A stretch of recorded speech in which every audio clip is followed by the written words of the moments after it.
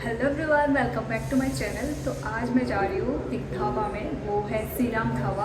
तो मुझे ना बहुत दिनों से मन कर रहा था बाहर से कुछ खाने का, लेकिन मैं जा नहीं रही थी कि सैटरडे आने तो इसके बाद ही जाऊँगी। तो आज है सैटरडे, इसके लिए मैं जा रही हूँ अभी। तो अभी बज रहे 7:30, तो अभी मैं निकलूँगी। तो चलिए कुछ हल्का सा ही खाएँगे, स्नैक्स वगैरह। तो मुझे चटपटा खाने का बहुत ज़्यादा मन कर रहा था।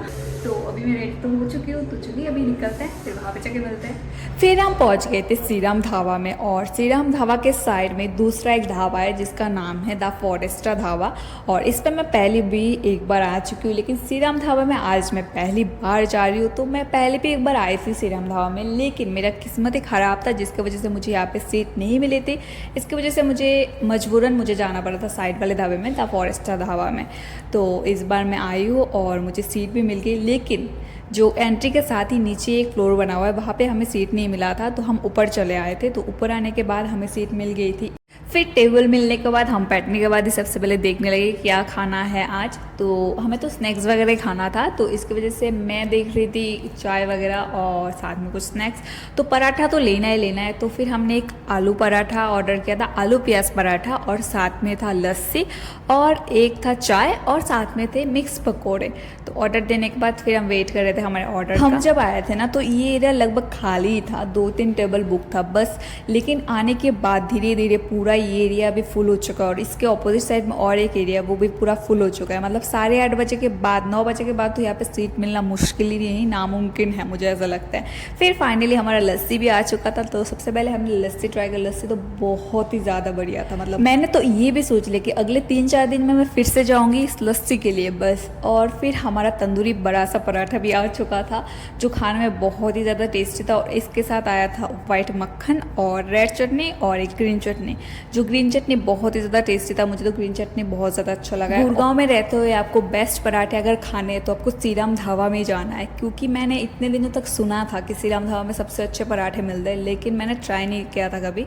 तो इस बार जाके मैंने ट्राई कर लिया और मुझे बहुत ज़्यादा अच्छा लगा है। मैं भी बोलूँगी कि गुड़गांव का इतने दिनों का मैंने जहाँ जहाँ पराठा खाया ना, ये बेस्ट पराठा था आज तक का मेरा।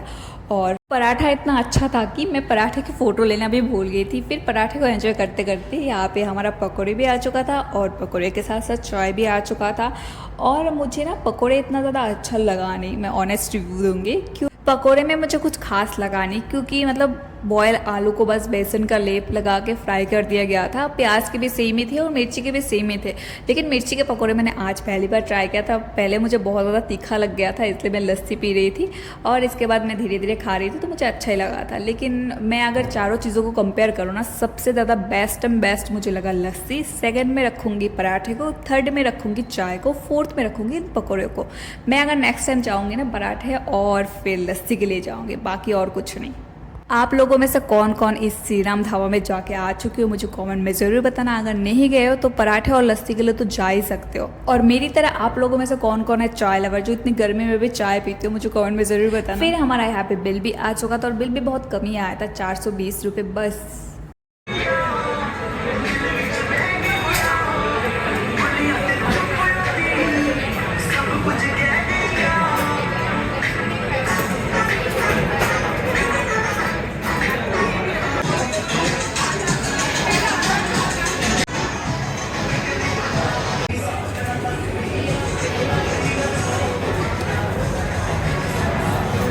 तो अभी मैं खा पी के आ चुकी हूँ, मेरा पेट पूरा फुल हो चुका है।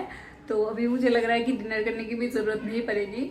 मेरा मतलब अभी कुछ बनाने का भी मन नहीं है। तो मैं आती हुई एक वाटरमेलन लेके आई थी। तो बंगाली में तो इसको तरबूज बोलते हैं, हिंदी में क्या बोलते हैं आप लोग मुझे कमेंट में ज़रूर बताना। तो मैं इस वीडियो को यहीं पे एंड करती हूँ, मिलती हूँ नेक्स्ट वीडियो में। तब तक के लिए tata bye bye, take care, thanks for watching my videos.